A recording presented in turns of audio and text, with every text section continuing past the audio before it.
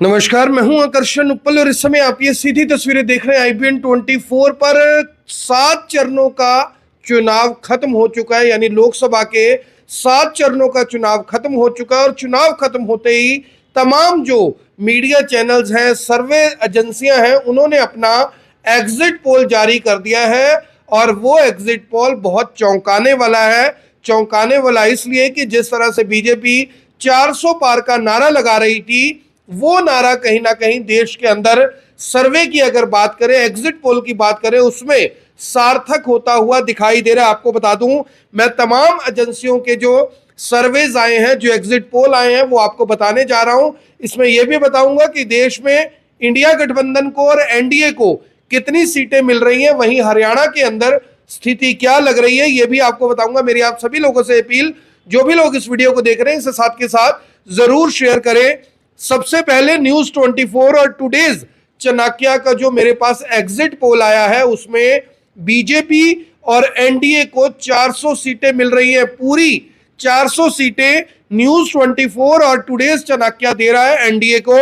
वहीं कांग्रेस प्लस को 107 सीटें मिल रही हैं, जिसका नाम इंडिया अलायंस, और अन्य को 36 सीटें मिलती हुई दिखाई दे रही हैं। वहीं एबीपी न्यूज और सी वोटर के सर्वे में 353 से लेकर 383 सीटें मिल रही हैं एनडीए प्लस को। वहीं कांग्रेस को 152 से 182 सीटें मिलती हुई दिखाई दे रही हैं, यानी इंडिया अलायंस को 152 से 182 सीटें मिलती हुई दिखाई दे रही है और अन्य को 4 से 12 सीटें मिल सकती हैं। ये बात कर रहे हैं हम एबीपी न्यूज सी वोटर की। वहीं रिपब्लिक मैट्रिक्स का जो एग्जिट पोल आया है, उसमें 353 से 368 सीटें बीजेपी प्लस को मिल रही हैं, कांग्रेस प्लस को 118 से 133 सीटें और अन्य को मिल रही हैं 43 से 48 सीटें। वहीं रिपब्लिक पीमार क्यू का जो सर्वे आया है, उसमें 360 सीटें मिल रही हैं एनडीए प्लस को, 154 सीटें मिल रही हैं कांग्रेस प्लस को और लगभग 29 से 30 सीटें मिल रही हैं अन्य को।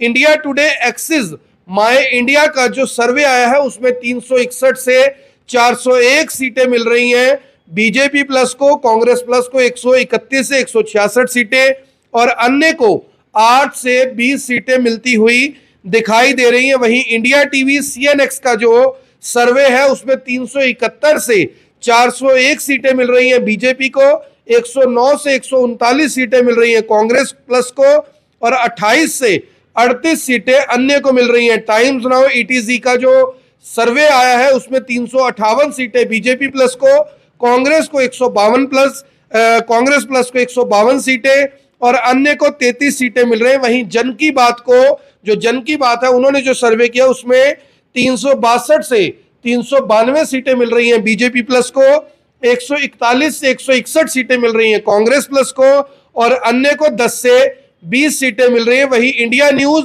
डी डायनेमिक्स का जो सर्वे है, उसमें 371 सीटें बीजेपी प्लस को, 125 सीटें कांग्रेस प्लस को और अन्य को मिल रही हैं 47 सीटें। टीवी 9 पोल स्ट्रीट का जो सर्वे है, उसमें 342 सीटें बीजेपी प्लस को, 166 सीटें कांग्रेस प्लस को और 47 सीटें अन्य को मिल रही हैं। वहीं न्यूज नेशन का जो सर्वे है, उसमें 342 से 368 सीटें मिल रही हैं, 342 से 378 सीटें मिल रही हैं बीजेपी प्लस को, कांग्रेस प्लस को 153 से 170 सीटें और अन्य को मिल रही हैं 21 से 23 सीटें। अब सवाल ये है कि हरियाणा की क्या पोजीशन रहेगी। हरियाणा का जो एग्जिट पोल है, वो क्या बता रहा है कि किसको कितनी सीटें यहां पर मिल रही हैं। तो मैं आपको बता दूं कि हरियाणा के अंदर जो कांग्रेस है, उसको 3 से लेकर 5 सीटें बताई गई हैं कि कांग्रेस के हिस्से आ सकती है। वहीं 4 से लेकर 6 सीटें बीजेपी की बताई जा रही हैं, यानी मुकाबला कांटे का है।